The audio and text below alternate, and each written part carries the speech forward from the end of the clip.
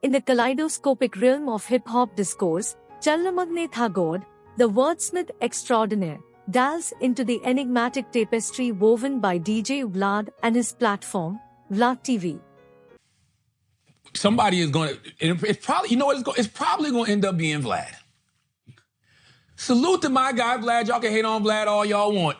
It's probably going to end up being Vlad, the person from hip hop who's documenting all of these different stories. I mean, everything from China Mac to the Keefe D shit, all of that. He already gets calls, just like we all do. Anybody that has content, you know, you always get calls to license the content for documentaries and stuff. Somebody's going to come to Vlad and say, hey, that China Mac thing you did, man, we want to turn that into a movie. Like that whole conversation you had with him, that is actual, say what you want, that's journalism.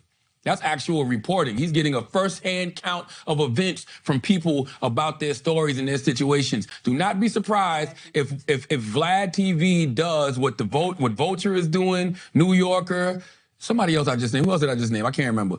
All of those people are taking their IP. They've started production companies, and they're taking the IP from these investigative journalism stories that they did, and they're turning them into TV and films and everything else, and these production companies is buying them. It's smart. Go look at what ABC News is doing with documentaries, true crime documentaries, and they going to podcasts. Like iHeart and ABC News partnered on, what was the name of the podcast? I can't remember it right now. Bear something. It was a true crime podcast, but ABC News took that true crime podcast and turned it into a documentary that's on Hulu right now. Don't be surprised if Vlad TV is the person that, you know, that ends up happening for because of the hip hop journalism that he's doing. But Vlad's doing it on a platform. In a new way. Yeah, he's doing it in a way where he still gets clout from it, and I think that's what Elliot is trying to do. Frustrated. But that's what Elliot should be doing. Elliot should be doing. He's doing that with Rap Radar when he's doing interviews. But he should be doing those in-depth sit-downs the way Vlad does for Vlad TV. I think he could also even just take some of his older work that he's done before, some of the pre-recordings that he turned into clips, turn those into like TV shows or something. And nostalgia is always going to be it. Yo, you can't. Nala, you are so right, because there's certain things that we will never be able to do. Somebody like Angie Martinez's catalog is platinum, triple platinum, diamond, because she got interviews that nobody can ever get ever again. Yep. She sat with Tupac for hours and never put it out. She sat with Biggie countless amounts of times. Like when you see in pivotal moments when R. Kelly gets pepper sprayed at the Garden. They both go to Angie's show. She documented it in a book, but that's the kind of content and material that not only will be a book, it'll be a movie one day. It'll be a TV show. It'll be in a docuseries. You just don't know. Like, go back and look at your catalog. Instead of looking at what the brothers that are just starting, like, why would I look at Casanat and hate? Casanat is just getting started. I got 30 years of catalog. I got 30 years of my own Focus on that. That's why God don't be blessing a lot of people, man. God don't be blessing a lot of people because you don't appreciate what you've done, and you don't appreciate where you are. And I'm not just talking about Elliot. I'm just talking about people in general. When you're looking at the next person and you're looking at somebody like a young person on the come up, and you already trying to figure out ways to stop them, God is like, well, damn, what have I done for you your whole life? Now you don't care about that no more. You feel insignificant because somebody else is moving now. So you're not even taking into account you're still here, you're still in the space, and you got what that young man can only dream of, which is 20, 30 years of catalog. What are y'all doing, y'all? You got to cut it out. You got to stop. Priorities. Charlamagne, with the sagacity of an ancient oracle, acknowledges the labyrinthine tales chronicled by Vlad, ranging from the Odyssey of China Mac to Keith Feedy's Confession, echoing the confessions of ancient soothsayers. In recognizing Vlad's ability to extract first-hand accounts, Charlamagne, akin to a literary critic, deems it a form of journalism, a chronicle of the lyrical epics that resonate within the hip-hop pantheon. The specter of speculation, akin to the whispers of the Delphic oracle, haunts Charlamagne's musings as he foresees a future where Vlad, like a modern Homer, licenses his content for cinematic endeavors. The prospect of Vlad's narratives being transmuted into the cinematic fabric, reminiscent of Virgil's Aeneid, heralds a potential convergence of hip-hop lore and visual storytelling, forging a new chapter in the annals of cultural preservation.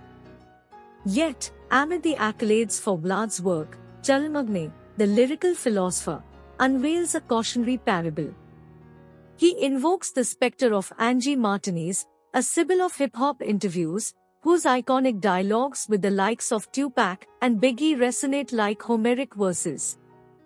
In this cautionary tale, Charlamagne, with the subtlety of an Aesopian fable, underscores the importance of self-appreciation and the cultivation of one's own artistic garden, lest it wither in the shadows of others.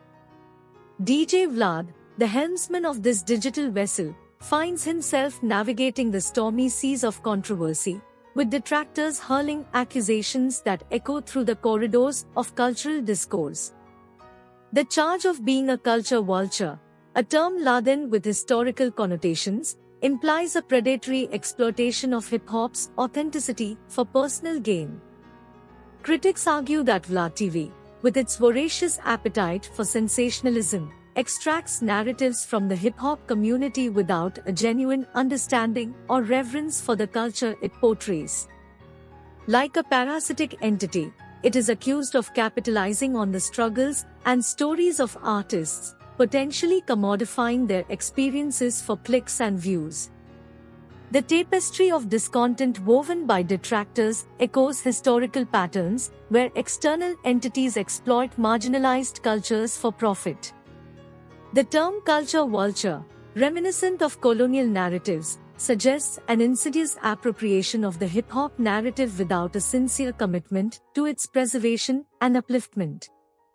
Detractors point to instances where Vlad's interviews delve into sensitive topics, akin to a vulture scavenging on the vulnerabilities of its prey. The accusations crystallize around the ethical considerations of exploiting trauma, personal struggles, and controversial events within the hip-hop community solely for the purpose of sensational content. The charge of cultural vampirism is not merely about storytelling but extends to the impact on the community itself. Critics argue that Vlad TV, by focusing on contentious and often divisive narratives, may contribute to the perpetuation of stereotypes and misunderstandings about hip-hop culture. It becomes a question of whether Vlad, as a cultural custodian or gatekeeper, is contributing positively to the preservation and advancement of the art form. The debate surrounding VLAD TV's alleged cultural vampirism is not confined to its content but extends to the broader implications for the artists involved. Detractors raise concerns about whether the platform fairly compensates artists for sharing their personal stories, questioning whether the symbiotic relationship between the storyteller and the platform is equitable.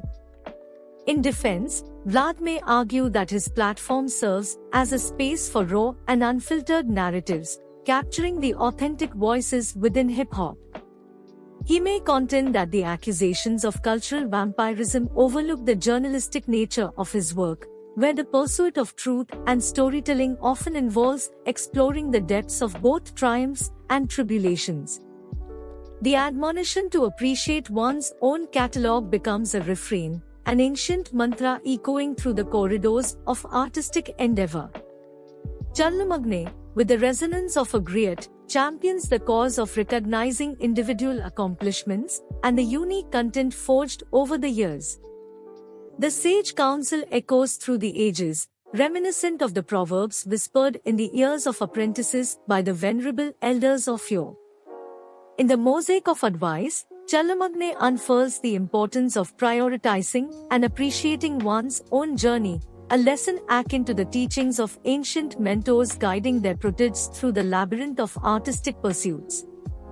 The sage advice, laden with the wisdom of Solomon, transcends the ephemeral allure of competition, imploring individuals to savor the fruits of their labor rather than becoming entangled in the thorny vines of rivalry.